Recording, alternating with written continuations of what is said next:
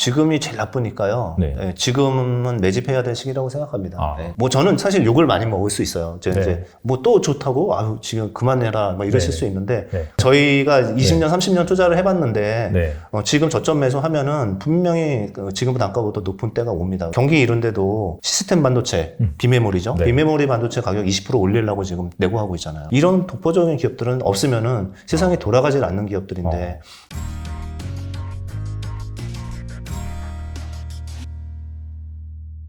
네, 그럴스의 자산운용의 김태홍 대표님 모셨습니다. 안녕하세요. 네, 안녕하십니까. 네. 대표님 간단하게 소개 좀 부탁드립니다. 네. 저는 뭐 이제 정통 펀드 매니저라고 보시면 되고요.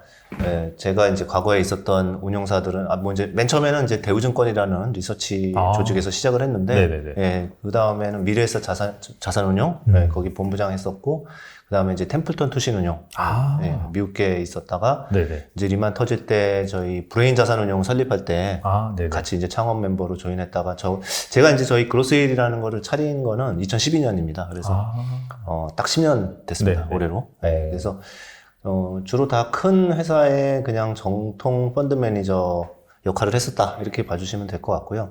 그러다 보니까 이제 뭐 한 20년 동안 펀드 매니저 했으니까 하면서 이제 실수도 많이 했고 또 많이 배운 것도 있고 이런 것들, 노하우들, 이런 부분들을 살려서 이번에 한번 책을, 집필하게 됐습니다. 네. 제가 개인적으로 가장 존경하는 투자자가 존 템플턴이거든요. 와, 그러신데. 템플턴 투신운용에 계셨다니까 예. 뭔가 약간 좀 이렇게 뭐가 좀 기대가 되기도 하고. 예. 갑자기 좀 궁금한 게 약간 그 외국계 운용사는 투자 스타일이 좀 다른가요? 거기가 이제 가치 투자로 유명하잖아요. 근데 네네. 이제 한국의 템플턴은 약간 더 성장주 투자를 많이 했었던 것 같아요. 근데 네네. 이제 성장주라는 게 그냥 성장주가 아니라 성장 가치라고 그래가지고 지금 보면 PER 뭐 5배 사는 건 누구나 할 수 있지 않습니까? 그렇죠. 네. 근데 이제 그때 저희가 한 거는 지금은 뭐 15배더라도 한 3년 뒤에 5배로 떨어지는 애들.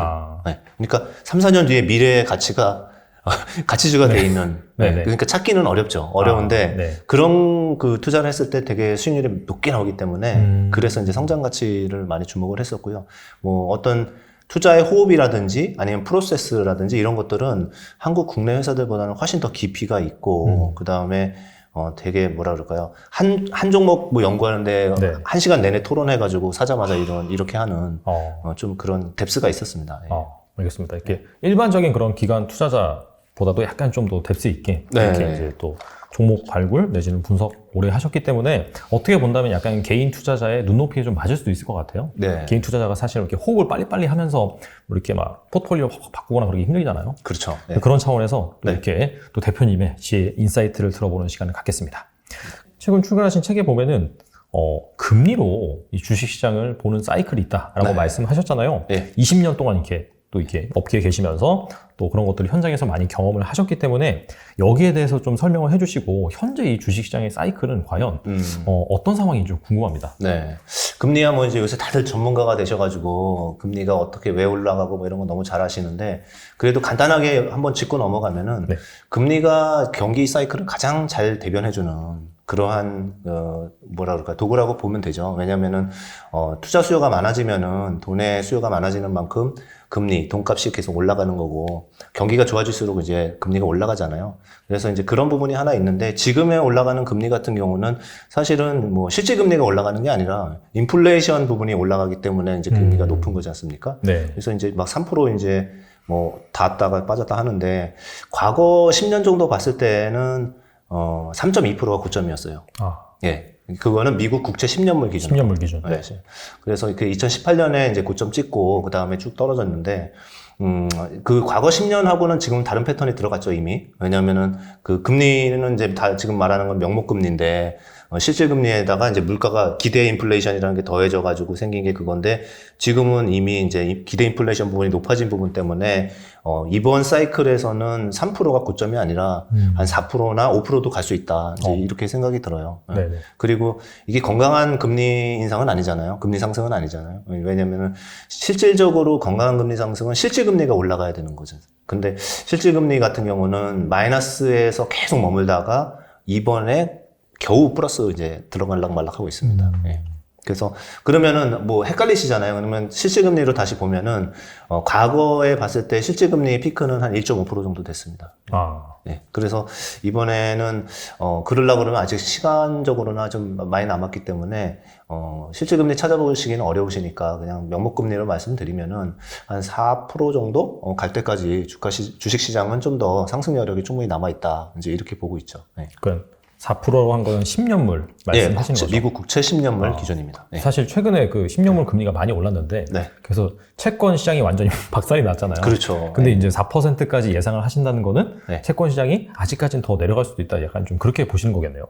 뭐 그럴 수 있습니다. 예, 그럴 수 있고, 다행히 이제 하반기에 만약에 물가가 떨어져 주면은 3%에서 4%까지 가는 게 빠른 속도로, 지금처럼 빠른 속도로 안 갈 수가 있겠죠. 네. 못 갈 수가 있는데, 물가가 워낙 빨리 올라오니까 지금 3%까지 바로 온 건데, 만약에 물가가 떨어져 주고, 그 다음에 실제 경기를 반영해 주는, 아까 실질 금리가 올라와 주기 시작하면은, 네네. 그러면 어느 점에서는 이제 4% 근처에 갈 수가 있다라고 생각을 하는 건데, 그렇게 쉽게 바로 갈 수 있을 것 같진 않아요. 그러니까 중요한 거는 지금은 이제, 어쨌든 긴축이다, 아니면 중국 문제, 전쟁, 이런 것 때문에 경기가 좀 둔화되고 있잖아요. 그러니까 이런 둔화되고 있는데 실질금리가 계속 올라갈 것 같기도 않거든요. 그러니까, 중요한 거는 실질금리가 좀 올라와야 되고, 그게 이제 경기가 좋아지는 때 항상 경기랑 이제 동행하는 게 실질금리이기 때문에, 그러려고 그러면은 시간적으로는 올해 뭐 4분기가 될 수도 있고 내년이 될 수도 있죠. 왜냐면 지금 나쁜 경기 위축 사이클들이 다 없어져야 되니까. 네. 그래서 이제, 바로 이제 벌써 다 왔다 이렇게 보기보다는 네. 한 내년 이맘때까지는 그래도 충분히 여유가 있다. 이렇게 생각하고 있습니다.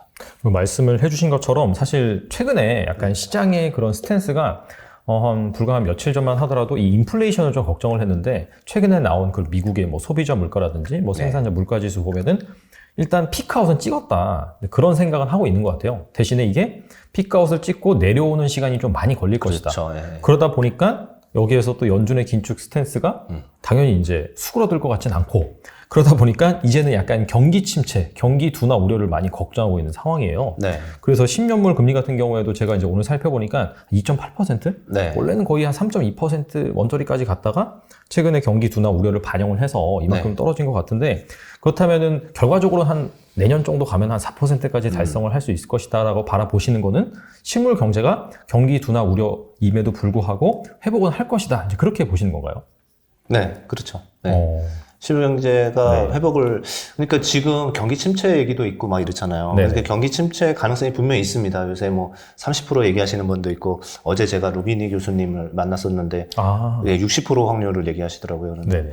중요한 거는, 그거는 맞추기 힘든데 지금 당장에 봤을 때는, 확률은 그렇게 높지 않은 게, 첫 번째로 보면은, 과거하고 금융위기가 있었을 때나 아니면은 아시아 금융위기가 있었을 때나 이런 때랑 비교해서 봐도 지금 너무 괜찮은 상황이에요. 왜냐면은 완전 고용이 들어간 지가 지금 최근이거든요. 3.5%면은 완전 맞아요. 고용인데 최근에 다 들어왔어요. 그러니까 이제 뭐 실업률하고 그 다음에 물가 봤을 때 네. 이게 들어왔으니까 이제 물가를 공격을 하는 건데 네. 그런 상황에서 지금 그러면은 개인들 소득이 줄어들거나 아니면은 해고가 되거나 이런 상황이 아니거든요. 오히려 기업들이 지금 구인난에 있고 그 다음에 임금소득도 상당히 올라갔어요. 물론 물가가 올라가니까 올라가겠지만 그래도 그건 기업 마음이잖아요. 근데도 같이 올라갔단 말이에요. 그래서 소비 심리는 되게 안 좋아요. 그건 안 좋은데 실제 소비 데이터는 그렇게 나쁘지 않을 거예요.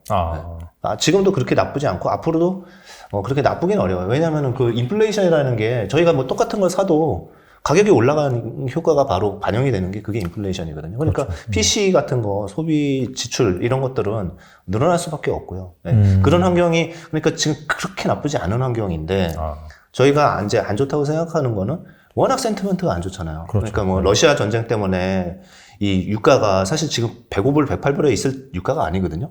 뭐 경기 지금 둔화된 지 한 8개월 정도 됐고 이러면은 100불 밑으로 내려와 있어야 됩니다. 그런데 그 이유는 러시아가 뭐 네. 가스관을 잠글 수도 있고 에너지 위기가 있을 수도 있고 이러니까 투기 세력까지 들어가서 그 상황에 있는 건데 결국은 이제 이게 선순환으로 다 풀릴 수 있는 것 중에 제일 중요한 게 결국은 러시아 우크라이나 전쟁이 빨리 봉합이 되는 이런 시기가 제일 중요한 것 같고 그러면 바로 유가 90불대로 떨어질 거예요. 그러면은 저희 외국인이 한국을 파는 것도 다시 돌아올 가능성이 굉장히 높고 그 다음에 연준의 긴축의 속도도 조금 더 여유가 있을 수 있고 그렇기 때문에 전체적으로는 일단 전쟁이 끝나야 된다. 이게 제일 중요하다. 이렇게 생각을 하고 있고요. 그리고 전쟁이 끝나면은 지금 눌러져 있던 이런 센티먼트나 이런 부분들도 자연스럽게 좀 풀리면서 지금이 우리가 그렇게 나빴어? 이렇게 생각 안 할 거예요. 왜냐면 기업들을 봐도 그래요. 기업 이익들 봐도 네. 미국 기업들 1분기에 서프라이즈 난 기업이 80% 정도 됩니다. 예. 네. 80% 되고, 우리나라는 뭐 개수로 따지면은 뭐 50% 좀 넘는 수준이지만, 실제 전체 사이즈로 보면 우리나라도 한 70% 정도는 서프라이즈 냈고, 네. 더 중요한 거는 2분기는 막 이익 상향 조정까지 되고 있거든요. 예. 그래서, 기업이 받쳐주고 있고, 지금. 기업이 이게 뭐 견실하게 나오고 있고, 그 다음에 개인 소비나 이런 쪽에서 크게 망가질 게 없는 이 상황에서 바로 경기 침체 얘기하는 거는, 조금, 두려움을 활용한 어떤 그런 것들이 아닌가 이런 생각이 들고 경기 침체가 만약에 온다 그러면은 아마 그 전쟁이 뭐 1년 내내 가서 유가 안 떨어지고 그다음에 뭐 다른 문제들이 발생을 또 할 수도 있겠죠. 그렇게 해서 결국 2023년 언제쯤을 발생할 수도 있다. 그렇지만은 지금에서는 저희가 볼 때는 보이지 않아요. 경기 침체는. 네. 알겠습니다. 네. 일단은 현재 이제 고용이 거의 완전 고용 상태고, 아까 3.5% 얘기하신 건 이제 실업률을 얘기하신 거죠? 그렇죠. 네, 네. 실업률 3.5. 네. 그 상황에서 물론 이제 물가가 오르니까 약간 소비 지표가 둔화되는 것처럼 보이지만은 어차피 이제 소득도 같이 오르는 상황이기 때문에 여기에서 뭐 소비가 더 안 좋아지기는 힘들다. 이제 그렇게 그렇죠. 보시는 것 같고. 그 둔화되는 정도. 그 다음에 소비자 신뢰 지수는 되게 나빠요. 이거는 서베이로 하는 거잖아요. 그쵸, 네. 그거는 되게 나쁘게 나오고 있는 건 맞는데 실제 소비가 그렇게 급격하게 그러니까 경기 침체를 얘기할 정도로 나쁘게 나오진 않는다. 둔화는 되겠지만. 네. 그 말씀입니다. 네. 그런 상황에서 이게 사실 이게 좋아지냐 아니면 나빠지냐 이 부분은 사실 전쟁이 얼마나 장기화되느냐 이제 여기에 달려있다고 보시는 거고 그런 상황에서 기업들의 이익은 견조하다라고 말씀하셨는데 제가 이제 하나 궁금한 건 뭐냐면은 최근에 그 미국 기업들이 실적 발표를 하면서 물론 이제 가이던스를 약간 좀 불확실하게 인플레이션 때문에 그러면서 막 급락한 사례들이 많이 발생을 하잖아요. 그렇죠. 근데 이제 그럼에도 불구하고 이 기업 이익이 괜찮다라고 보는 거는 그게 사실 가이던스를 이렇게 제시함에도 불구하고 시장에서 너무나 부정적으로 받아들여서 그런 건가요? 그러면 어떻게 해석해야 되죠? 그러니까 이제 제가 아까 실적이 좋다고 그런 건 이제 한국 기업 먼저 위주로 말씀을 드렸던 거고 미국이 2분기에 가이던스 낮춘 부분들은 뭐 상당 부분 영향이 있죠. 영향이 있는데 보니까 이제 빅테크 기업들도 좀 많이 낮췄어요. 그런데 빅테크 기업들 보면은 예를 들면서 코로나 전에 실적이 너무 좋았잖아요. 그래서 그렇죠. 그 베이스 효과들이 좋았었는데 리오프닝 하고 이러면서 인터넷이나 이런 쪽에서 쓰는 시간들이 줄어들면서 약간 실적이나 어떤 가입자 증가율이나 이런 것들이 주춤해진 거거든요. 그러니까 그런 나스닥에 있는 많은 회사들은 사실상 조금 영향을 받고 있는 상황이 맞고요. 그 반면에 다른 사이드에 있는 미국의 기업들 중에서 뭐 정유업체라든지 아니면은 가격을 이렇게 정가할 수 있는 업체들 같은 경우는 실적이 계속 좋거든요. 그래서 그게 미국은 약간 양극화가 더 되기는 할 것 같아요. 그런데 이미 그래서 나스닥이 30%나 빠졌더라고요. 그렇죠. 네, 그리고 S&P 500도 20% 가까이 빠졌으니까 이런 부분들이 상당히 많이 반영은 되고 있다라고 보이고요. 미국이 기업들이 실적이 좋아지려고 그러면 결국은 3분기나 4분기는 더 지나가야지 될 거는 같습니다. 네. 그러면은 이 부분은 사실 어느 정도 이제 불확실성이 커진 건 맞긴 하지만 그 부분을 다 반영을 해서 가격이 약간 선제적으로 빠졌다. 그렇죠. 그렇게 이제 보시는 것 같고 그렇다면 이제 결과적으로 약간 좀 불확실성을 안고 지금이 이제 주식을 사도 되는 시기인지 어떻게 보시나요? 지금이 제일 나쁘니까요. 지금은 매집해야 될 시기라고 생각합니다. 그래서 이제 제가 다른 방송도 나가서 뭐 4월 달부터는 바닥 찍고 올라갑니다라고 연초에 말씀드렸는데 그때는 전쟁이 없었어요. 그래서 그 다음에 중국에 재봉쇄가 일어날 것도 몰랐었습니다. 그래서 한 4월 정도면은 첫 금리 인상하고 난 다음에 몇 개월 지나니까 5월부터는 올라가겠다 이제 이렇게 말씀드렸는데 이제 틀린 거죠. 이런 모르는 이벤트들이 자꾸 생겨가지고 저는 이제 틀렸다고 이제 생각은 하지만 중요한 거는 시기의 문제인 거지 이 레벨은 충분히 바닥권에 들어와 있는 거고 그리고 이제 그 나쁜 네 가지를 뭐 다 아시는 거냐면은 여태까지 이제 전쟁하고 그다음에 중국의 락다운하고 그다음에 물가 금리 이 정도잖아요. 그렇죠. 그런데 기업 실적은 괜찮아요. 근데 이제 그 중에서 차이나 봉쇄가 지금 좀씩 풀릴 것 같아요. 그래서 지금 25,000명 갔다가 확진자가 지금 이제 몇천 명대로 5,000명 미만으로 떨어지고 있거든요. 그래서 상해는 이제 풀릴 것 같고 그래서 그게 잘 되면은 중국부터 풀리고 그래야 공급망에 대해서 잡히는 물가가 안정이 될 거고, 그 다음에 전쟁은 솔직히 진짜 모르겠어요. 모르겠는데, 그것도 뭐, 다행히 여름 정도에 잘 되면은 더 빨리 주가가 올라갈 것 같고요. 그렇지 않으면 조금 천천히 올라갈 거는 같습니다. 그런데 레벨 자체는 다시 말씀드리지만 밸류에이션으로 보나 뭐로 보나 되게 바닥권이고요. 제가 여기 오기 전에 기관에 방문할 일이 있어가지고 자료를 몇 개를 만들었었는데 네. 그때도 여러 가지 지표들 있잖아요. 그러니까 투자 심리 지표도 있고 아니면은 펀드 매니저들이 갖고 있는 현금 보유 비중도 있고 이런 부분들이 거의 역대 최저치. 그러니까 옛날 금융위기보다는 약간 위에 있지만은 네네. 그런 투자 심리나 이런 것들이 거의 바닥권에 막 그러고 있어요. 그러니까 너무 비관적인 거죠. 근데 이렇게 나쁠 때 투자했을 때 6개월 뒤에는 솔직히 장담을 못하지만 네. 투자의 호흡 사이클이 2년 정도만 되시는 분들은 가능성이 굉장히 높죠.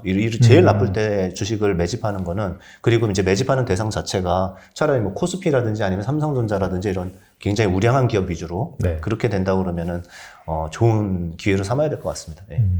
알겠습니다. 그러면 사실 달리 말하면은 지금이 약간 글로벌 금융 위기급의 악재가 아니라면은 이제 바닥이기 때문에 지금 상황에서는 약간 좀 불확실성을 안고 투자해보면 하다. 이제 그렇게 이해할 수 있겠네요. 예. 근데 한간에서 약간 좀 시장이 안 좋으면 원래 거기에 맞게 뉴스 플로어가 막 나오잖아요. 그렇죠. 예. 뭐 닷컴 버블이다 약간 그런 얘기도 나오고 있긴 하거든요. 네. 근데 사실 나스닥 기술주들이 많이 빠지긴 빠졌는데 뭐 그럼에도 불구하고 약간 2분기라든지 뭐 가이던스를 약간 불확실하게 제시한 부분이 있잖아요. 그러면 약간 닷컴 버블과 비교해서 지금이 약간 그 수준이라고 보시는지 그것도 좀 궁금하긴 하거든요. 네, 좋은 질문이시고요. 네. 그때랑 이제 뭐 많이 다른 부분은 첫째로는 그때는 이제 꿈이 많이 중요했었고 네. 미래가 어떻게 될지에 대한 기대가 과하게 반영이 돼 있었는데 뭐 스토리는 좋은데 이제 이익이 뒷받침이 안 됐었던 거죠. 네, 그래서 그때는 많이 다르고 지금 같은 경우는 뭐 시가총액순으로 봐도 뭐 1위에서 10위까지 보시면 빅테크 기업들이 많잖아요. 그렇죠. 근데 이제 다 보면은 메타라는 기업도 뭐 PR이 14배까지 떨어졌고 지금 애플이나 이런 것도 다 20배 초중반 뭐 이 정도까지 다 떨어졌는데 그 얘기는 뭐냐면은 이익이 다 나오고 있는 기업들이라는 거잖아요. 그래서 구글도 그렇고요. 예. 성장률이 약간 둔화돼서 그렇지 실질적으로는 이익은 되게 단단하게 나오고 있어서 버블이라고 표현할 수가 없는 거죠. 그러니까 그전에는 이익이 안 나오는데 멀티플을 엄청나게 줬던 거고 지금은 그렇지 않고 그 다음에 우리가 이제 아마 기억하실 거예요. 1년 반 전에 뭐 PDR이다 그래서 드림 레이쇼 막 이런 맞아요. 것도 네. 그런 거 했잖아요. 네네. 그게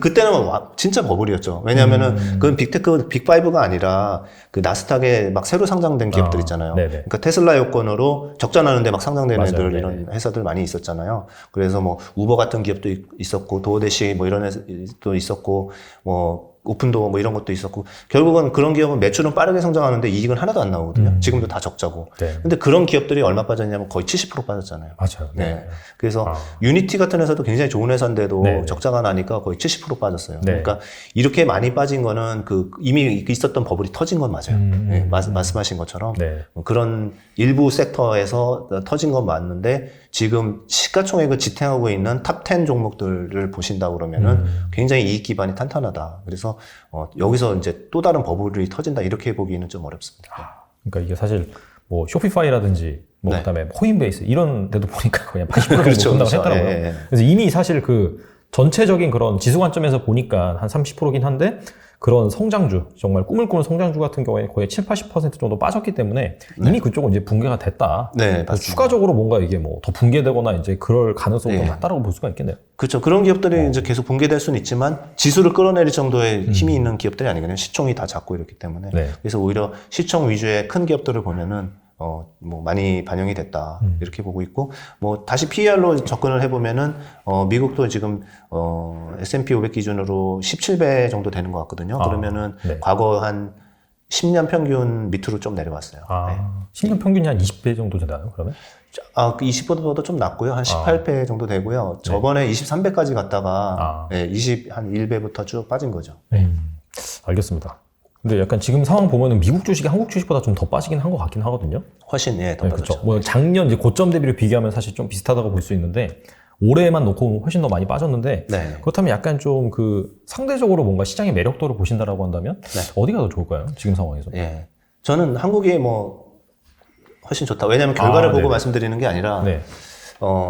제가 연말 그때부터도 계속 이제 내년에는 한국, 그러니까 올해죠. 올해는 한국이 좋을 것 같다라고 말씀드렸는데 그때 근거는 뭐였냐면은 미국은 계속 강력한 긴축에 들어갔고 중국과 아시아, 특히 중국 같은 경우는 이징에 들어갔잖아요. 네네. 시진핑 연임도 이제 있었던 거고, 그리고 이제 계속 돈도 풀면서 금리도 낮춘 건데, 덜커덕 그 코로나가 다시 나와서 네. 지금 그게 이제 소용이 없게 되긴 했었지만, 그래도 이제 그런 근거로 해서 올해는 우리나라는 이제 중국의 교육 규모가 미국의 거의 2배 가까이 되니까. 그렇죠. 예, 그러니까 이제 중국이 돈 풀고 좋아지는 효과가 한국에도 있을 거라고 생각을 했던 거고요. 그리고 이제 한국은 미리 작년에 많이 이제 조정을 했었던 것도 있고, 기업 실적이 좋은 것도 있는데, 그게 연결이 되는 분 중에, 뭐 죽은 것도 있지만 연결되는 거는 뭐냐면은, 한국 기업 실적은 확실히 더 좋을 것 같아요. 미국보다. 네. 예, 근데 그 이유는, 한국이 뭐 혼자 다 잘한다 이런 것보다 한국의 경제 구조는 항상 수출 위주로 돼 있고, 그 다음에 이렇게 경기가 나빠가지고 외국인들이 돈을 가지고 나가면서 환율이 나빠질 때는, 그러니까 원화가 약세가 갈 때는 우리가 수출이 또 잘 되니까 그러다 보니까 이번에 이제 자동차 기업들도 다 서프라이즈 냈고, 네. 그 다음에 기업들 이 환율은 그대로 그냥 OP 마진으로 그대로 그냥 떨어지는 그런 효과잖아요. 10% 그렇죠. 오르면은 네. 그냥 영업이익 사실 10% 정도 오를 수도 있는 거예요. 가격 조정 안 해주면은. 네. 그 정도로 이제 되게 뭐 그대로 떨어지는 유리한 조건인 거죠. 그래서 수출 기업들이 많은데 이제 그런 기업들이 대부분 그래서 이익을 잘 낸 거고, 네. 2분기도 좀 그게 유지가 될 것 같아요. 알겠습니다. 지금까지 약간 시장 상황 그런 네. 부분에서 알아봤는데, 그 문제는 우리나라 같은 경우에 사실 한 작년 한 6월이 고점이었고 한 7, 8월 애매하다가 9월부터 빠졌단 말이에요. 본격적으로 헝다그룹 사태 터지면서. 네. 그러면서 대부분의 투자자가 사실 거의 뭐 그냥 물려 있을 거예요. 그렇죠. 그래서 이 개인 투자자 입장에서는 보통 이제 물려 있으면은 이제 그때부터는 이제 강제 존버라고 하면서 네. 안 팔고 약간 방관을 하면서 네. 그런 상황이 오는데, 그래서 궁금한 건 좀 그런 것 같아요. 여기서 지금 상황에서라도 뭐 손절을 하고 다른 종목으로 갈아타야 되는지, 네. 아니면은 뭐 물타기를 해야 되는지. 네. 그래서 사실 이런 걸 정하는 게 사실 정말 실력자고 주식 고수라고 볼 수가 있는데, 20년 동안 이렇게 또 운영하신 입장에서는 네. 이런 상황에서 어떻게 이제 해야 되는지 좀 궁금합니다. 네. 네. 개인 투자 입장에서 되게 힘드실 거고, 뭐, 저희도 뭐, 힘든 상황이긴 한데요. 제가 제 책에 쓴 것 중에 중요한 게 뭐냐면은, 5종목을 가져가라 또는 10종목을 가져가라 이렇게 말씀을 드리는데, 그래야 이제 어느 정도 관리가 되고 내가 뭘 샀는지 왜 샀는지가 되잖아요. 그렇죠. 그래서, 이렇게 나쁠 때는 한번 다시 포트폴리오를 완전히 좀 보고서 좀 뒤바꿀, 기회가 되기도 해요. 물렸다고 무조건 존버하면 안 되고요. 존버할 종목이 있고, 그 다음에 그냥 로스컷 해야 될 종목이 있는데, 그거를 제가 5종목이라고 예를 들어 갖고 있다고 칠게요. 그러면은 다 다른 이유로 사셨을 건데, 그 중에서 좀 뒤늦게 샀거나 어떤 얘기를 듣고 샀거나 이렇게 해서 자기가 확신이 좀 부족한 종목. 빠지는데 자꾸 왠지는 모르겠고 불안한 종목 있잖아요. 그거는 로스컷 하는 게 맞아요. 예, 그거를 파셔가지고 5개 중에 한두 개는 분명히 본인 확신이 있으시고 그 전방 산업이 너무 좋을 것 같다라는 게 있고, 그런 부분들을 남들한테도 3가지 투자 포인트 얘기할 수 있고 이런 자신이 있는 종목들이 분명히 있을 거예요. 그래서 어차피 둘 다 빠지거든요. 그러니까 제 얘기는 장이 폭락할 때는 우량주도 어쩔 수 없이 빠지고, 왜냐면 그냥 주식이 싫어 이러면서 나가는 거기 때문에 기업 이익도 안 보고 나가는 건데, 그때는 조금 허접한 기업들을 다 털어가지고 앞에 있던 좋은 기업들, 그게 손실료라고는 상관없습니다. 그 손실 적게 났다고 파시면 안 되고요. 네, 이익 났다고 파시면 안 되고, 네. 좋은 기업으로 다 몰아야 돼요. 네. 네, 그렇게 해서 좀 더 압축을 하고 바꿔야 그게 나중에 이제 올라올 때도 아무래도 이제 실적이 기반되고 이런 회사들이 많이 올라오고요. 혹시 우리가 틀려가지고 떨어질 때도 그런 우량한 회사들은 떨어지다 보면은 기업 이익이 있으니까 뭐 7배 밑으로 또 안 떨어지는 거예요. 뭐 5배 밑으로 안 떨어지고. 네네. 그런 뒷받침이 있는데 PR 30배, 40배에서 어떤 테마나 수주 뉴스 듣고 샀으면은 그건 언제까지 떨어질지 모르잖아요. 그러니까 그런 그 기회를 좀 삼아야 된다 이렇게 보고 있어요. 알겠습니다. 그리고 이제 책에 보면은 네. 업종 1위 기업만 물타기를 해야 된다 이런 얘기가 있는데, 무슨 얘기인지 좀 설명해 주시면 좋을 것 같습니다. 예. 좀 전에 말씀드린 거랑 뭐 비슷한 맥락이긴 한데, 꼭 1등 기업을 하라는 건 아닙니다. 1등 기업을 하라는 건 아니고, 그래도 망하지 않을 기업이라든지, 또는 이제 미래가 예측이 되는 기업이라든지, 이런 기업에서 물타기를 하면은, 시간은 좀 걸릴지언정 반드시 또 신고가가 납니다. 예. 그런 부분을 말씀드리려고 한 거죠. 그러니까 예를 들어서 지금 많은 것들이 돈이 빠져나가는 것도 있고 우려되는 것들은 경기가 나빠질 거다 이런 거잖아요. 근데 그렇죠. 경기가 나빠지는데 별로 영향을 안 받는 기업들도 좀 있거든요. 극소수지만. 네. 근데 예를 들면은 미국 얘기를 하면은 뭐 테슬라가 지금 경기 나빠진다고 테슬라 차가 안 팔리진 않거든요. 아, 그러니까 우리나라에서 테슬라 주문하면은 6개월에서 길게 1년 걸리는데 얘네들은 뭐 배터리 가격 올렸다고 20% 가격 정가 했잖아요. 네. 그래서 한국에서 20% 가격 올리는데 아직도 대기 수요 막 짱짱하고 전 세계적으로 그런 상황인 거죠. 그러니까 이런 기업들은 망할 것 같지 않은 것뿐만 아니라 어떤 인플레이션에서 오는 것들을 가격을 전가해버리는 이 정도 파워가 있는 회사들인 거잖아요. 네네. 근데 가만히 생각해보시면 구글이 지금 사면 뭐 재미없어서 그렇지 다 같은 회사, 같은 그런 파워를 가지는 회사들이죠. 그러니까 애플도 마찬가지고 구글도 마찬가지고 지금 경기에 약간 영향은 있겠지만 그렇게 큰 영향이나 이 회사가 영속적으로 가는 데 있어가지고 어떤 데미지를 크게 입을 만한 그런 상황은 아닌 거고 경기 좀만 좋아지면은 다시 애플폰 이제 애플 14 나오잖아요. i14 해가지고 새로운 폰이 나올 텐데 그때 또 하반기에 또 주목을 막 하겠죠. 그래서 그러한 기업들. 한국에서는 그러면은 아마 이제 삼성전자 드리면은 뭐 너무 지겨우실 수 있고 힘드실 수가 있을 거예요. 작년 상반기에 워낙 많이 사셔가지고 그때 물리신 분이 많아서 그런데도 불구하고 뭐 저는 사실 욕을 많이 먹을 수 있어요. 이제 뭐 또 좋다고 아유 지금 그만해라 뭐 이러실 수 있는데 근데 발목을 비틀어도 새벽에 오는 것처럼 저희가 20년 30년 투자를 해봤는데 지금 저점 매수하면은 분명히 지금보다 아까보다 높은 때가 옵니다. 왜냐면은 지금 삼성이나 TSMC 같은 경우도 경기 이런데도 시스템 반도체, 비메모리죠. 비메모리 반도체 가격 20% 올리려고 지금 내고하고 있잖아요. 그러니까 기사 나오더라고요. 파운드리 가격 인상한다 막 이러면서. 그렇죠. 그만큼 경기랑 상관없는 기업들이 있는 부분이에요. 근데 메모리가 경기 상황이 워낙 경기랑 이제 연동이 커서 그런데 가만히 생각해 보시면은 바이든이 대통령이 오늘 와가지고 그 평택 공장부터 가잖아요. 삼성전자. 근데 세계 1등 대통령이 와가지고 왜 그 한국에 전자회사를 가는지를 생각을 해보면은 그 회사가 없으면 미국이 앞으로 나갈 수가 없다라는 거를 강력하게 증빙을 하는 거잖아요. 그래서 이런 것들이 이제 공급망에 대한 가치 사슬, 공급망에 대한 동맹을 이제 맺으려고 하는 거고 기술 동맹이라고 표현하더라고요. 그런 것들이 다 힌트죠. 그러니까 이런 독보적인 기업들은 없으면은 세상이 돌아가질 않는 기업들인데 지금 힘들더라도 더 버텨야 되는 거죠. 그래서 결과적으로는 업종 내 물타기를 하는 기업들은 이런 것처럼 첫째는 뭐 망하지 않을 것 같은 기업, 브랜드가 있거나 이런 기업이랑 그 다음에 실적이 잘 모르겠는 기업이 아니라 계속 꾸준히 좋아지는 기업들 있잖아요. 그래서 뒤에서 뭐 2차전지 소재 또 다시 말씀드릴 수밖에 없는데 그런 기업들도 이제 속하는 게 되겠죠. 알겠습니다. 그러니까 결과적으로는 약간 경기 둔화 우려, 그다음에 인플레이션 우려가 있는데 이런 부분과 상관없이 가격 전가를 할 수 있는 그런 기업이라면은 물타기를 해도 된다. 그리고 사실 하락장이고 투심이 안 좋아지다 보니까 주식에서 지금 막 돈 빼는 수요 때문에 우량주나 뭐 부실주 너나 할 것 없이 다 빠지는 그런 국면이기 때문에 이런 기업도 빠지는 거죠, 사실. 근데 이제 어차피 이런 약간 불확실성이 해소된다면은 가격 전가를 할 수 있는 경쟁력 있는 내지는 브랜드를 갖추고 있는 기업은 다시 올라올 수 있다. 이제 그렇게 이해할 수가 있겠네요. 알겠습니다. 그런 진입장벽이 있는 회사들에서는 10배거가 나온다. 10배씩 오를 수 있다. 전 세계에 뭐 제가 태어난 이유뿐만 아니라 그 전까지 봐서도 이렇게 긴 사이클이 들어온 산업은 없었어요. 저도 애널리스트 옛날에 했었는데 오피 마진을 확 못 올려요. 대부분 어닝 서프라이즈 나왔어요.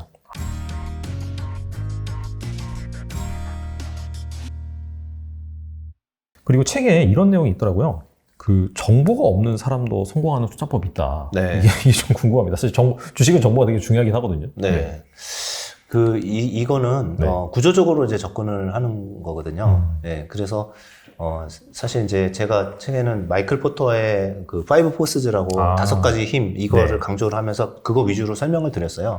그래서 이제 혹시 슬라이드에 이제 나중에 띄워주실 수 있으면은 제가 그 그림을 올려놨으니까 근데 그 5가지 중에서 그냥 요약해서 제일 중요한 거는 남들이 못 들어오는 시장을 공고하게 구축하면은 그러한 기업들이 있는 거는 그런 데서는 이제 굉장히 성공 확률이 높다라는 부분인데 예를 들면 이렇게 뭐 자동차 산업이 될 수도 있고 스마트폰 산업이 될 수도 있고 이렇게 기존의 플레이어들이 있을 거잖아요. 그럼 예를 들어 자동차를 할게요. 자동차를 하면은 원래 뭐 미국의 빅3부터 폭스바겐, 도요타 이렇게 해서 있는 시장인데 갑자기 테슬라라는 애가 이제 쭉 들어왔잖아요. 근데 테슬라가 들어왔는데 보니까 지금 뭐 자율주행은 뭐 조금씩 적용을 하지만은 중요한 거는 EV 배터리로 해가지고 비용이 나중에 보면은 줄어들고 그 다음에 그 성능도 굉장히 좋아요. 전기차 성능이 스포츠카 근처까지 가고 있어요. 그래서, 네, 그렇게 좋은 차들이, 막 나오는 거죠. 그러니까 신규 진입자가 새로 생긴 거죠. 네, 그러니까 이게는,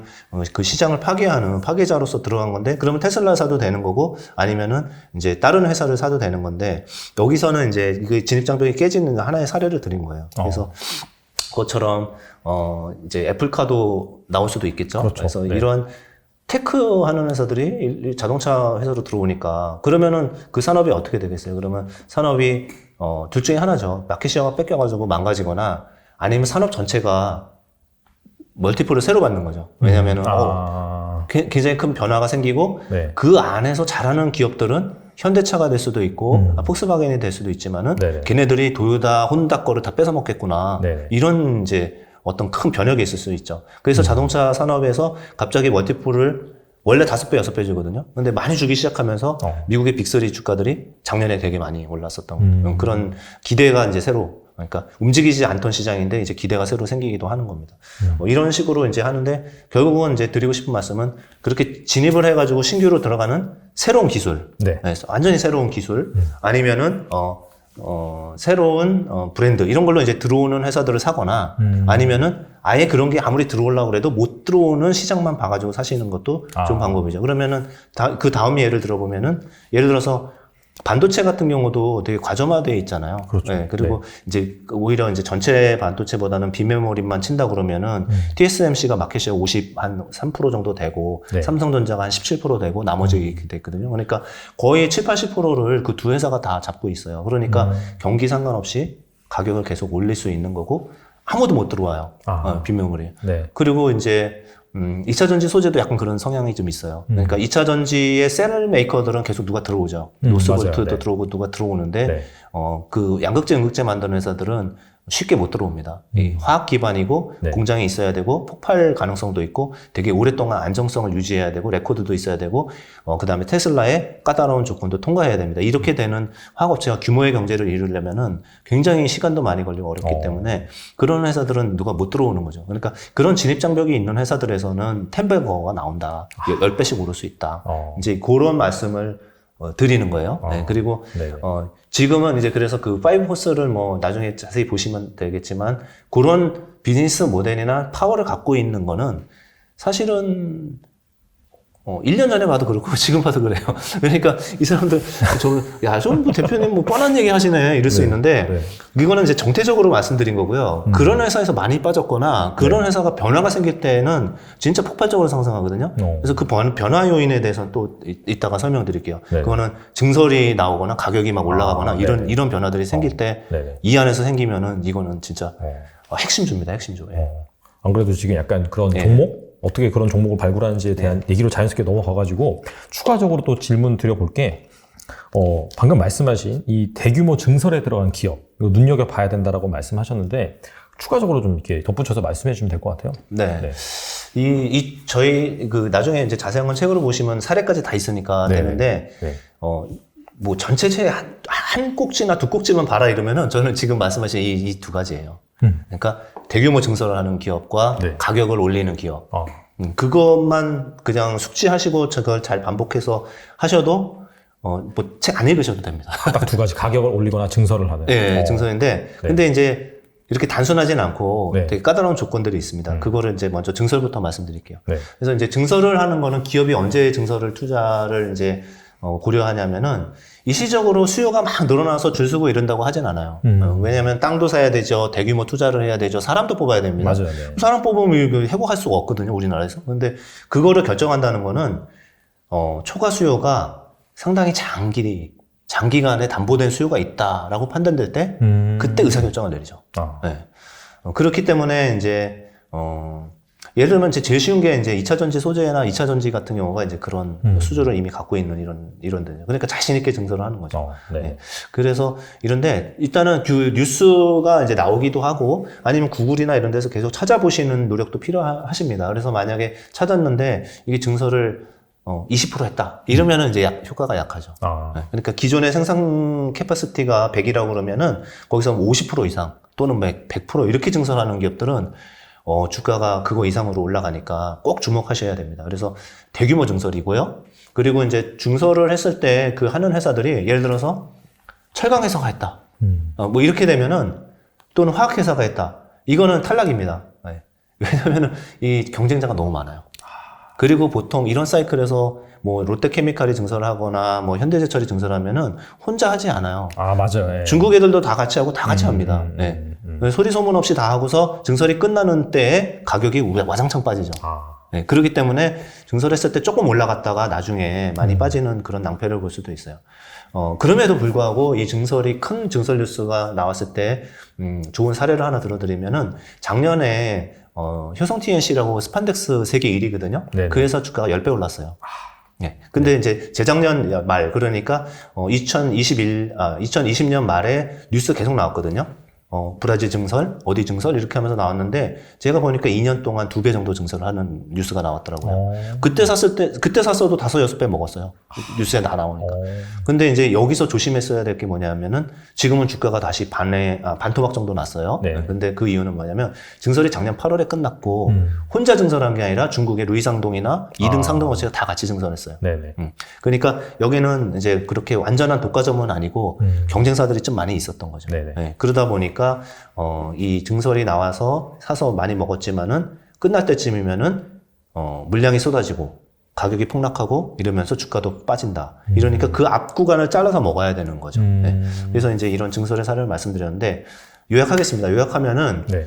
증설을 대규모로 하는데 장기 수요에 대해서 자기도 그럴 수밖에 없겠다라는 확신을 가질 수 있고 마지막으로 제일 중요한 게 그 하는 업체들 수가 3개 또는 그 미만. 네. 플레이어가 많을 때는 소용이 없고 네. 플레이어가 작을 때, 경쟁사가 적을 때 이때는 그 증설의 효과가 왜냐하면 적으면은요 가격을 빼질 않아요. 잘 떨어뜨리지도 않고. 네. 그래서 그런 효과가 굉장히 크다 이렇게 말씀을 드리고요. 지금 그 사이클에 있는 거는 뭐 아까 말씀드린 그런 섹터들입니다. 2차 전지 뭐 소재라든지 그 말씀. 네, 거기는 뭐 앞으로 3-4년간의 뭐 굉장히 큰 증설 사이클이 들어가 있고요. 역대 전 세계에 뭐 제가 태어난 이후뿐만 아니라 그 전까지 봐서도 이렇게 긴 사이클이 들어온 산업은 없었어요. 네. 사실 한 2019년, 네. 2020년 특히나 코로나 발생하고 나서 엄청나게 오르긴 했는데 네. 그래서 이제 끝났다라고 보기보다는 오히려 약간 좀 이런 불확실성이 만연한 상황에서 좀 주가가 생각보다 많이 빠졌다라고 한다면 그럼 약간 길게 보고 약간 좀 투자하는 것도 괜찮겠네요, 그러면. 그럼요. 네. 네.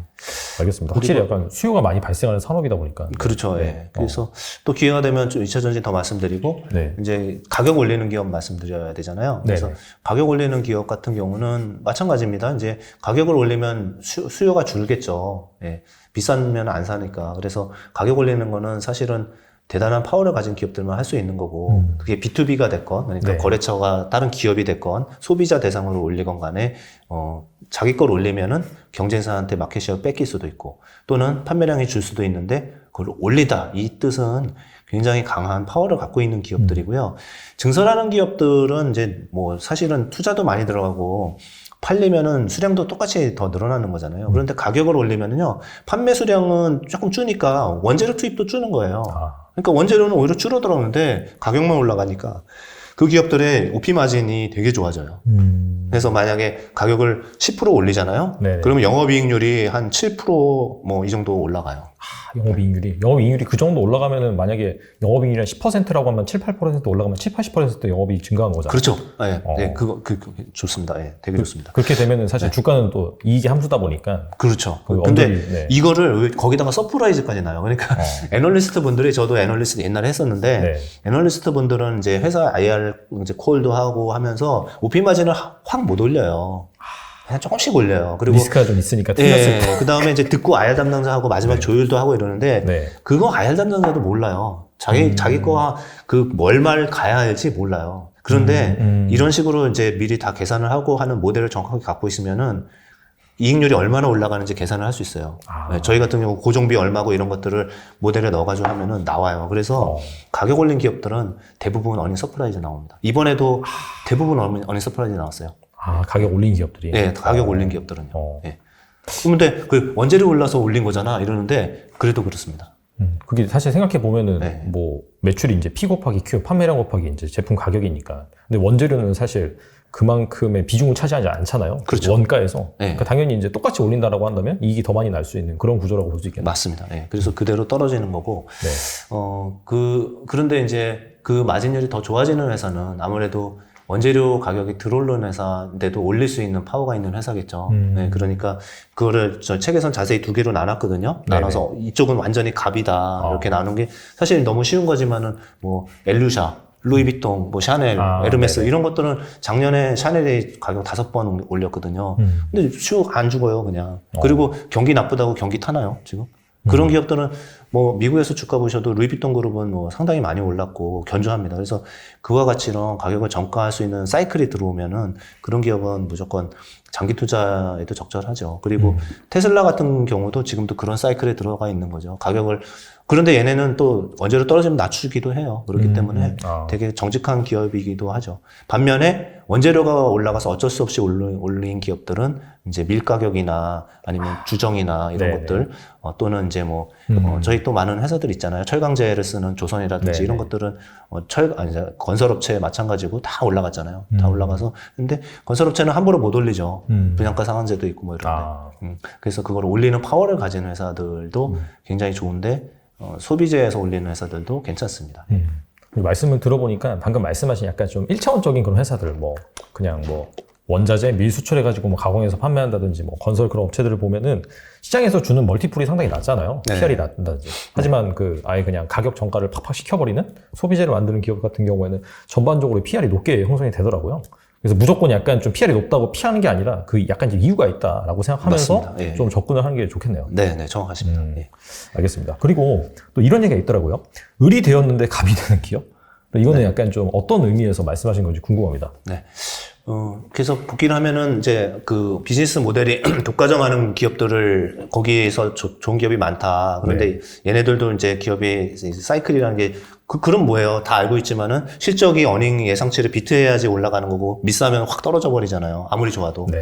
그런데 이제 그런 걸 찾는 방법은 가격을 올리거나 증설하는 기업을 해서 동태적인 쪽에서 찾자 이렇게도 말씀드렸고 또 한 축이 있는데 그거는 전통산업에서도 그런 게 발생을 하는데 그런 부분들은 갑이 을이 된다는 거는 사실은 이제 사이클에 있어가지고 경쟁이 심화됐다가 그게 경쟁이 끝나면서 몇 개 기업들이 구조조정이 되고, 그리고 살아남은 기업들이 갑자기 또 좋아지는 사이클이 나오거든요. 그래서 거기에 대한 말씀인데요. 그것도 이제 쉽게 뭐 예를 들어 드리면은, 옛날에 조선업이 그랬었는데, 조선업은 이제 기억을 좀 못 하실 수도 있는데, 2003, 4, 5, 6, 7년 사이에 지금 2차 전지만큼 그렇게 조선사들이 그쵸, 네. 20배 올랐거든요. 맞아요. 네. 엄청 올랐어요. 그때. 지금 2차 전지만큼 핫했던 그런 네. 산업인데 중국도 증설하고 그러면서 다 망했어요. 거의 중국의 70%가 이제 망했고요. 조선사들이. 네. 한국도 10개 조선사 중에서 지금 대우조선까지 망했었으니까 그러니까 이제 몇 개 안 남은 거죠. 이제 이런 사이클인데 만약에 여기서 조선업이 수주가 더 많이 들어오면은 승자 독식을 할 수 있는 그런 상황이 생기는 거죠. 근데 그 전단에 더 최근의 사례를 보면은 해운주가 그랬잖아요. 네, 해운주가 네. 한진해운이라는 그룹이 있었고 그다음에 현대상선 지금 HMM이 있는데 한진해운이 그때 결국은 이제 부채를 못 갚아서 부도를 냈는데 그게 결정적인 실수였다고 생각합니다. 왜냐하면은 그런 경쟁사들이 없어지고 나니까 HMM이 이번에 이제 컨테이너 가격 올라갈 때 완전히 독식을 해버렸잖아요. 완전, 이익을. 네. 엄청 벌었죠, 돈을. 그렇죠. 그래서 걔네는 20년 동안 버는 것보다 더 많이 벌었어요. 작년에 7조 3천억 벌었는데 네.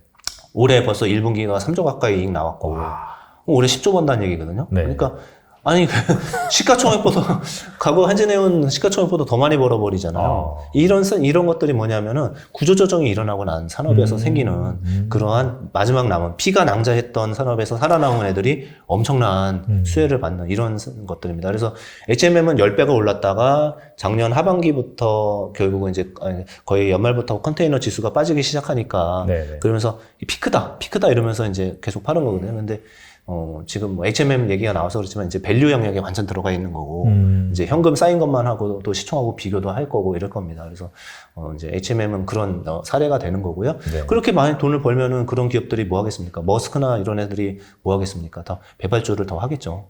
그래서 그러면은 이제 조선업에서 몇 개 안 남은 조선사들이 또 수혜를 받을 수도 있다. 네, 적자 나는 기업들도 있지만 네. 그럴 수도 있고 그런데 이제 옛날같이 큰 사이클은 안 와요. 그렇기 때문에 그 포지셔닝이 LNG선이라든지 뭐 PC선이라든지 이렇게 조금 특화가 잘 된 기업들 위주로만 좀 보수적으로 볼 필요는 있습니다. 그래서 다시 말씀드리면 갑이 됐다 을이 됐다 이런 것들은 네네. 뭐 해운사가 갑이었다가 조선사가 을이었다가 이게 서로 막 바뀌거든요. 그래서 지금은 조선사가 이제 절대 갑이 아닌데 나중에 갑이 될 수 있죠. 막 이렇게 선사들이 막 발주를 더 많이 하고 LNG선이 많이 필요하면은 그 섹터에 국한해 가지고는 조선사가 갑인 거잖아요. 네, 그렇죠. 그렇게 을이었는데 갑이 돼버리는 거죠. 그런 사이클을 잘 보면은 거기서도 또 대박이 나옵니다. 알겠습니다. 에코비엠도 거의 이익 증가율이 20배 정도 났어요. 근데 주가 10배 오른 거는 아무것도 아니고요. 중요한 거는 언제 팔아요? 이런 데 보면은 팔 기회는 분명히 있어요. 그때 꼭 파셔야 되는데 어떤 기업도 마찬가지입니다. 이익은 사상 최고치 났다고 기사에 나오는데 주가 반토막 나고 있는 것들이 많아요. 그게 왜 그러냐면은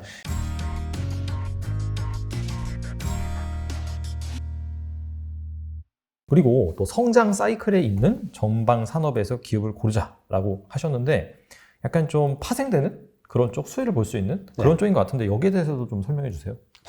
성장 사이클은 네. 이미 뭐 이제 쭉 얘기가 나왔던 것 같아요. 그러니까 성장 사이클 얘기를 하면은 신성장 뭐 이렇게 얘기하면은 보통 무슨 또 뭐 메타버스나 뭐 대규모 하이테크 뭐 이런 거 얘기하는 건가 이렇게 보실 수도 있는데 성장이라는 거는 사실은 또 예를 들으시는 게 빠를 거예요. 아마 되게 그 과거에 큰 텐베거들이 어디서 나왔는지 한번 이제 복기를 해보면은 2015, 16, 17년에 그 화장품 섹터에서 중국에 그런 게 있었고 바이오 시밀러가 또 다 주가 10배씩 오른 그 사이클들이 있었잖아요.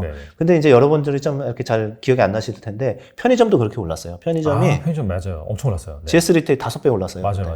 2015, 16년에. 근데 그것도 성장이라는 거예요. 뭐냐면은 다니다가 편의점이 생겨요. 근데 뭐 사실은 500m 단위로 뭐 또 1km 단위로 있었는데 보니까 막 200m 단위로 뭐 널린 거예요. 점점점 널어져. 근데 저희가 그렇게만 보고서 투자하지 않잖아요. 기업들이 뭘 얘기하나 기사들도 보잖아요. 그럼 기사 보면 다 나와 있어요. 올해 300개인데 내년에 500개 늘리겠다. 그래서 2000개 깔겠다. 나와요. 그거는 답안지 다 준 거거든요. 그런데 딱 보니까 편의점이 보니까 아직은 그렇게 많지 않아. 그랬을 때는 조금만 관심을 갖고 있으면은 야 이거 편의점 되는구나 라고 알 수가 있습니다. 네. 뭐 기업 가서 방문해가지고 다 물어보지 않아도 스크립트만 봐도 알 수가 있어요. 그런 게 FNF에서도 나왔어요. 그러니까 FNF가 주가가 다른 의류회사들 다 빠졌을 때 혼자 막 5배 올랐잖아요. 그 이유가 MLB라는 미국 메이저리그 베이스볼 브랜드를 받아다가 중국에서 런치를 했는데 이게 폭발적인 얘기인 거죠. 또 기사에 다 나와 있어요. 막 중국 애들 줄 서서 한다. 그랬더니 이제 매장 10개 열었고 상해 열고 북경 열고 했는데 회사가 발표를 해요. 100개. 내년에 500개까지 늘겠다. 그래서 지금 500개 됐어요. 한 1000개까지 갈 거는 같아요. 그러니까 그 사이클을 100개에서 500개 가는 사이클이면은 성장률이 400%잖아요. 그러니까 주가가 똑같이 그 기울기로 올라가잖아요. 근데 이게 어려운 거냐? 조금 관심 갖고 막 이렇게 파면은 알 수가 있어요. 그게 아까 증설이랑 똑같은 개념이기도 해요. 증설이 꼭 공장 짓고 뭐 캐파 때려 붓고 기계 장치 넣고 이런 것만 증설이 아니죠.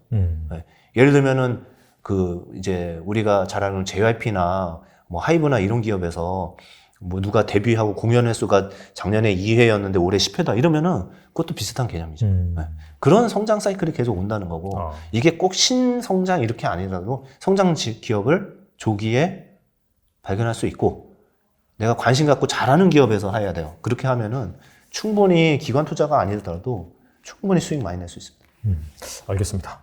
그러면은 미래 눈여겨볼 만한 성장 산업 4개에 대해서도 말씀해 주셨는데 네. 이거는 뭔가요?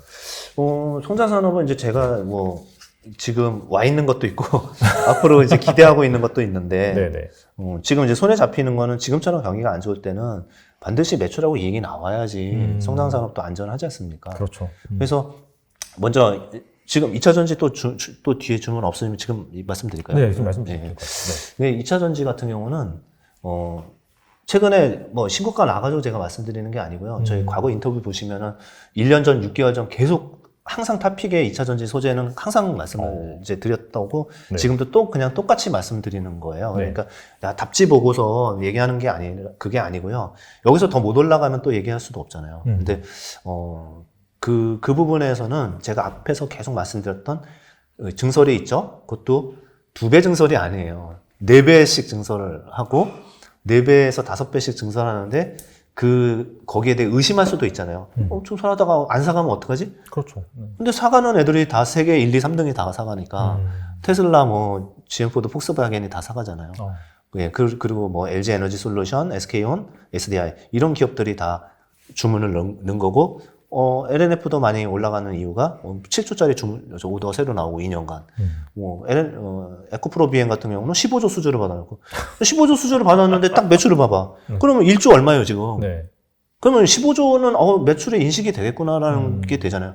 근데 다 알고 있으면 거기서 더 못 올라가요. 근데 뒤에 수주가 또 계속 나와요. 나올 것도 있습니다. 그러니까 이렇게 되면서 계속 올라가요. 근데 이제 이제 2가지의 실수를 하시는 게 뭐냐면은 차트 보고 이거 너무 많이 올랐어.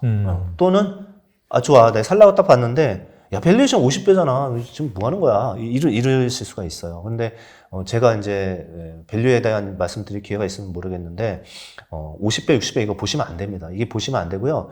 이익 증가율이 얼마인지를 더 보시는 게 중요한데 작년에 사실 한 10배 정도 올랐거든요. 네. LNF가 네네. 바닥에서부터 따지면. 네.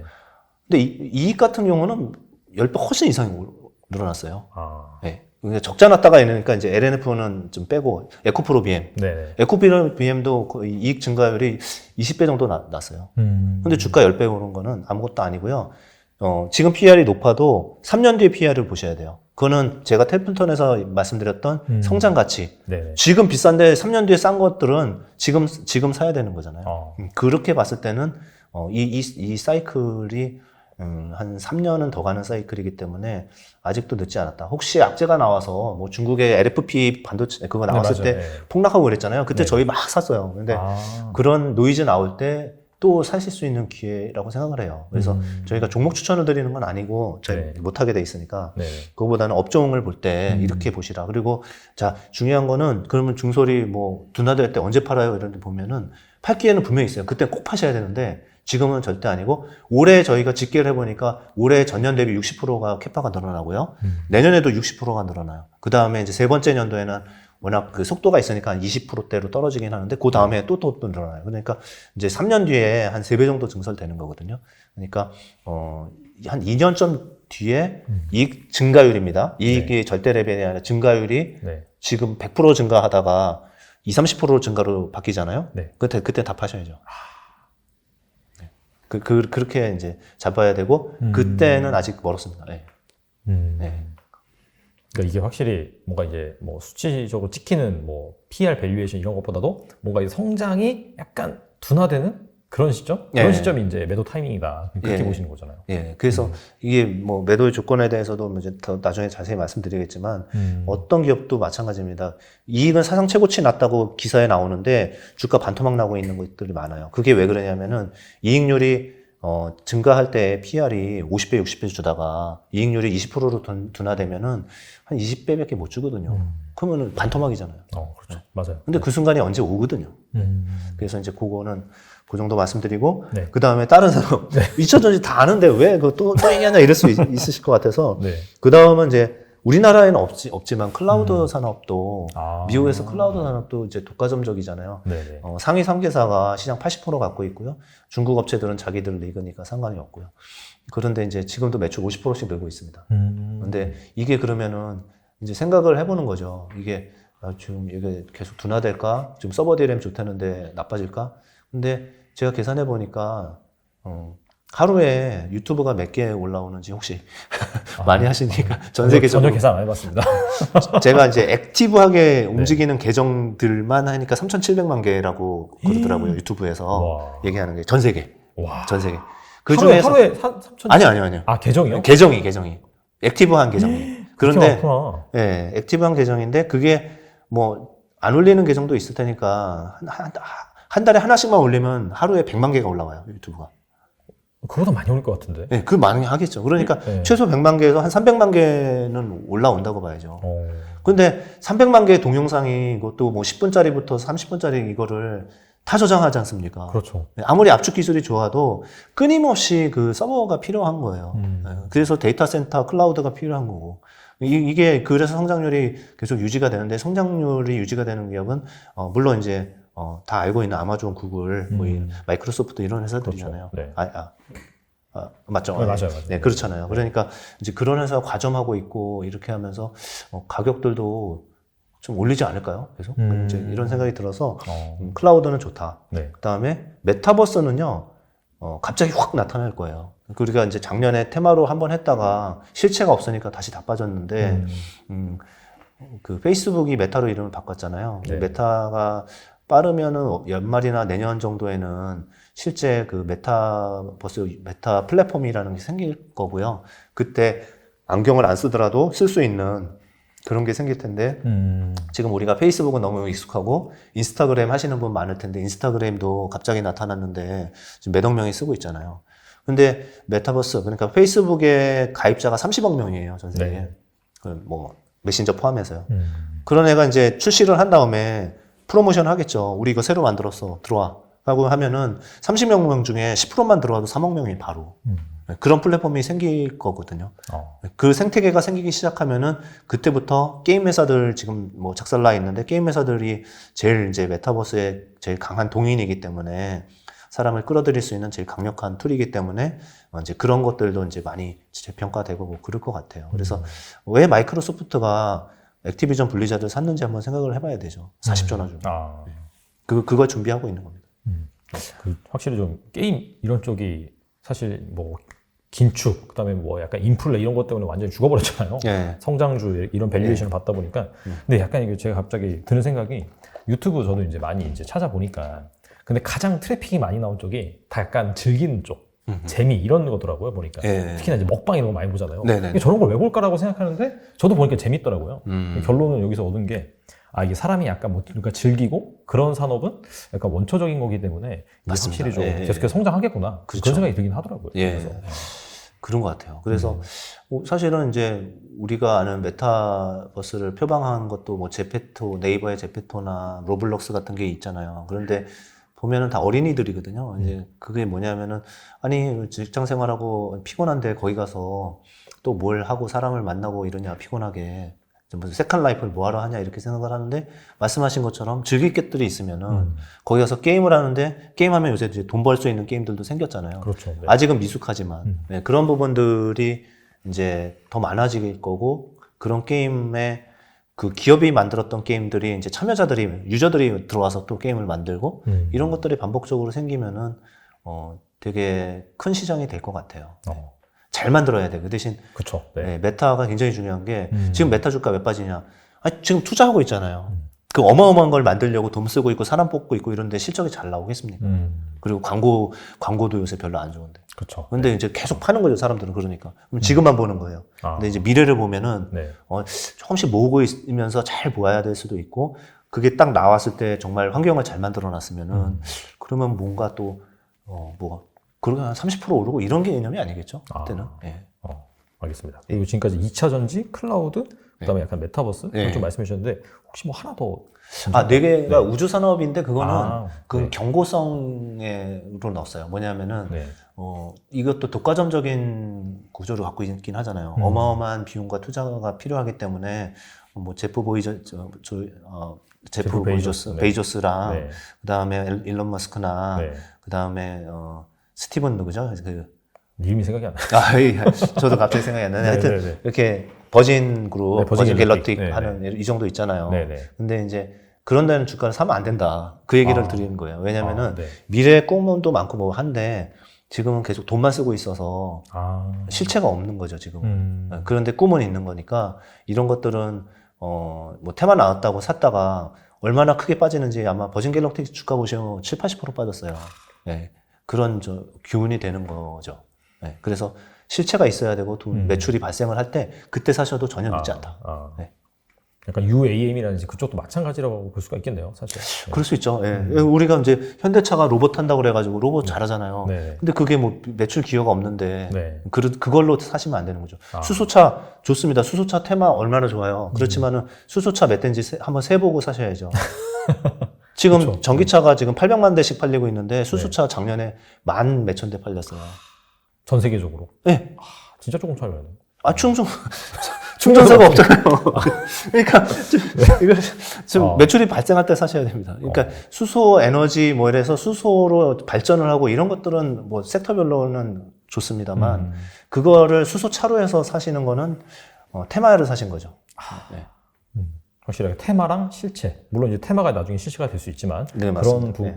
그런 단계 같은 건 잘 구분을 하셔서 투자하시면 좋을 것 같습니다. 네. 좋은 말씀 많이 해주셨는데 끝으로 이 투자자들을 위해서 한 말씀 부탁드립니다. 지금은 이제, 저희도 뭐 예측이 자꾸 틀리고 변수가 불확실한 것들이 많이 생기고 이러고 이게 언제 끝날지도 잘 모르는 굉장히 어려운 시기에 있습니다. 그래서, 이거를 보시는 분들이 뭐 기관 투자가 매니저가 나와서 뭐 책 선전한다 이렇게 보시지 마시고요. 정말 이럴 때일수록 공부를 더 하셔야 되고 어떻게 접근하는지를 잘 아시게 되면은 그거가 다가 아니에요. 그 안에 들어있는 많은 것들이 자기가 체득해서 자기 스타일로 만드셔야 되고요. 그게 반복적으로 하시다 보면은, 정말 나중에는, 되게 좋은 기업들을 남들보다 먼저 발굴하실 수 있고, 그리고 투자자 마인드 이런 것도 많이 넣거든요. 뭐냐면 실행에도 잘 옮기셔야 되고 막 이런 것들이 많아요. 그런 것들은 진짜 훈련하면 됩니다. 그래서 저희가 맨 처음에 뭐 탁구 칠 때 잘 되나요? 안 되잖아요. 계속 치는데 한 달, 2달 치면은 그래도 잘 받고 넘기고 하잖아요. 그렇게 막 움직이는 공 어려운데도. 그것처럼 이 주식도 똑같습니다. 공부하시고 자기가 자기 스타일 정립하고 그 다음에 그 원칙을 지키고 이렇게 되면은 남들보다 훨씬 앞서갈 수 있다. 이제 이렇게 생각을 하고 네네. 그래서 제가 이제 20년 동안 제가 반성했던 거 또 이렇게 했더니 잘 됐던 거 이런 것들을 쭉 녹여낸 거기 때문에 꼭 이렇게 어려운 시기에 너무 이렇게 힘드시겠지만 그래도 공부하시는 기회로 삼으시고 성투하셨으면 좋겠습니다. 사실 시장이 어려운 시기긴 한데 뒤돌아보면은 또 시간이 지나서 보면은 사실 그때가 좋은 그런 투자 기회였던 적이 많은 것 같아요. 네. 그런 상황에서 지금 또 이제 주가가 안 좋다 보니까 다 떨어진 상황인데 또 중간중간에 말씀하신 그런 또 경제적 해자가 있는 기업, 뭐 가격을 전가시킨다든지 증설을 한다든지 그런 기업 같은 경우에는 또 이런 불확실성이 해소가 되면은 언제든지 또 올라올 수 있는 그런 부분이 있으니까 그런 기업이 과연 무엇인지 여러분도 한번 이 방송을 보시고 잘 찾아보시고 추가적으로 또 궁금하다, 더 공부하고 싶다라고 하시면 또 대표님께서 쓰신 책 꼭 참고하셨으면 좋겠습니다. 네, 지금까지 김태형 대표님 나와주셔서 감사합니다. 네, 감사합니다.